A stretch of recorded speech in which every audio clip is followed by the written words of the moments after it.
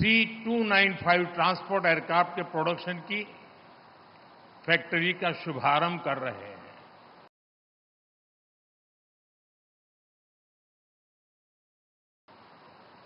ये factory Bharat Spain संबंधों को मजबूती देने के साथ ही make in India, make for the world इस मिशन को भी सशक्त करने वाली है।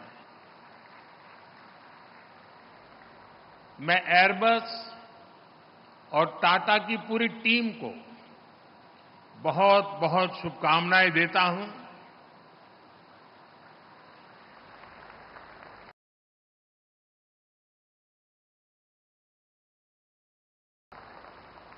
कुछ समय पहले ही हमने देश के महान सपूत रतन टाटा जी को खोया है। रतन टाटा जी आज अगर हमारे बीच होते तो शायद सर्वाधिक खुशी उनको मिलती, लेकिन उनकी आत्मा जहां भी होगी वो आज प्रसन्नता का अनुभव करते होंगे।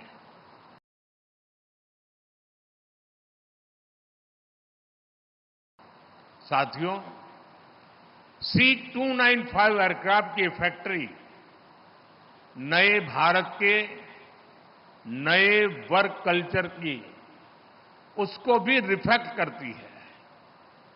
आज किसी भी योजना के आइडिया से लेकर एजुकेशन तक भारत किस स्पीड से काम कर रहा है ये यहां दिखाई देता है। 2 साल पहले अक्टूबर में ही महीने में इस फैक्ट्री का निर्माण शुरू हुआ। आज अक्टूबर महीने में ही ये फैक्ट्री अब एयरक्राफ्ट के प्रोडक्शन के लिए तैयार है।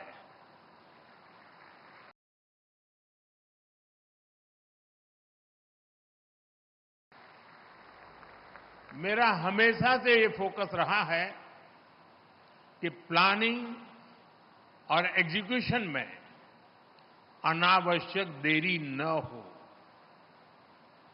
जब मैं गुजरात का सीएम था तब यहीं बड़ोदरा में ही बॉम्बार्डियर ट्रेन कोच बनाने के लिए फैक्ट्री लगाने का फैसला हुआ था। इस फैक्ट्री को भी रिकॉर्ड समय के भीतर ही प्रोडक्शन के लिए तैयार किया गया था। आज इस फैक्ट्री में बने मेट्रो कोच हम दूसरे देशों को भी एक्सपोर्ट कर रहे हैं। मुझे पूरा विश्वास है कि भविष्य में इस एयरक्राफ्ट फैक्ट्री में बने विमान दूसरे देशों को भी एक्सपोर्ट किए जाएंगे।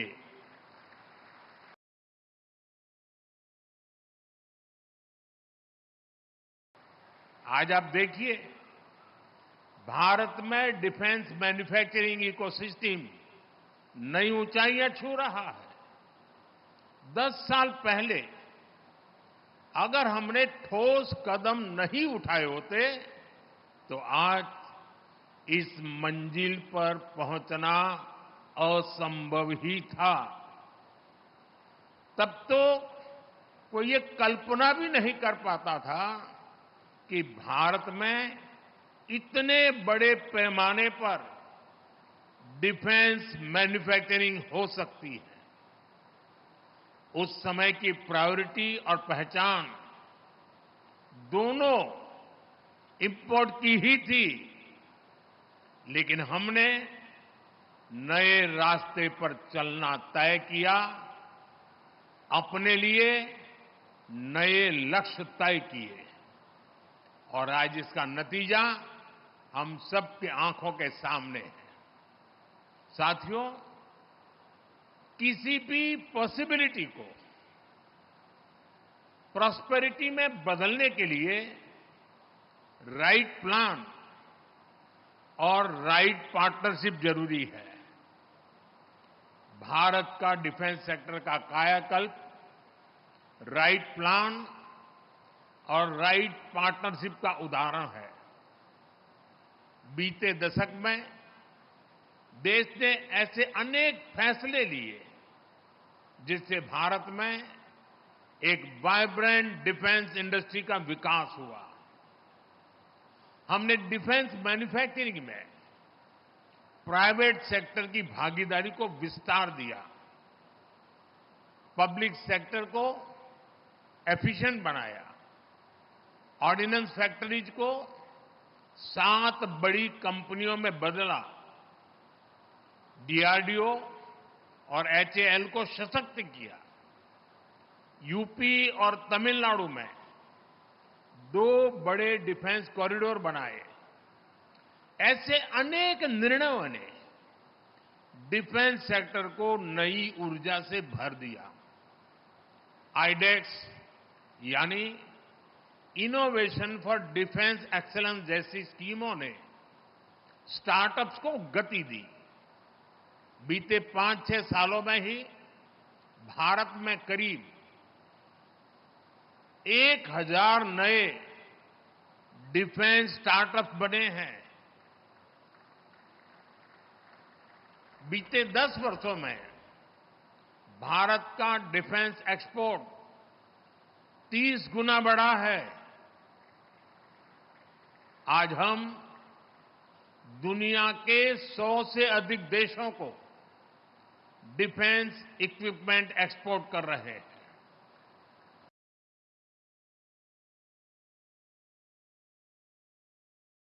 साथियों, आज हम भारत में स्किल्स और जॉब क्रिएशन पर बहुत अधिक फोकस कर रहे हैं।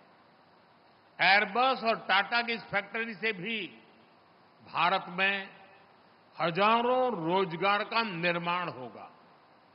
इस प्रोजेक्ट के कारण एयरक्राफ्ट के 18,000 पार्ट्स की इंडिजीनियस मैन्युफैक्चरिंग होने जा रही है।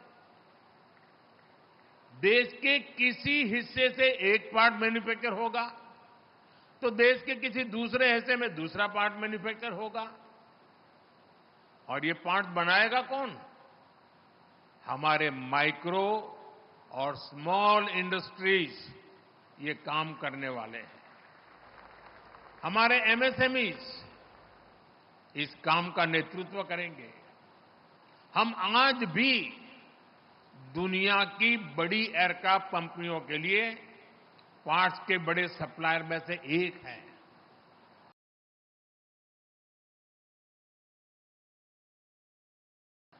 इस नई एयरक्राफ्ट फैक्ट्री से भारत में नई स्किल्स को, नए उद्योगों को बहुत बल मिलेगा। साथियों, आज के इस कार्यक्रम को मैं ट्रांसपोर्ट एयरक्राफ्ट की मैन्युफैक्चरिंग से आगे बढ़कर के देख रहा हूं। आप सभी ने पिछले 1 दशक में भारत के एविएशन सेक्टर की अनप्रेसिडेंटेड ग्रोथ और ट्रांसफॉर्मेशन को देखा है। हम देश के सैकड़ों छोटे शहरों तक एयर कनेक्टिविटी पहुंचा रहे हैं।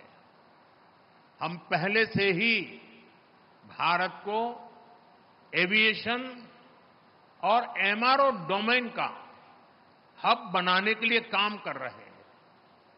ये इकोसिस्टम भविष्य में made in India civil aircraft का रास्ता भी बनाएगा। आप जानते हैं कि अलग अलग भारतीय एयरलाइंस ने 1200 नए एयरक्राफ्ट खरीदने का ऑर्डर किया है दुनिया को। अब शायद दुनिया की कंपनी किसी और देश का ऑर्डर ही नहीं ले पाएगी। यानी भविष्य में भारत और दुनिया की जरूरतों को पूरा करने के लिए सिविल एयरक्राफ्ट की डिजाइन से लेकर मैन्युफैक्चरिंग तक इस फैक्ट्री की बड़ी भूमिका होने वाली है।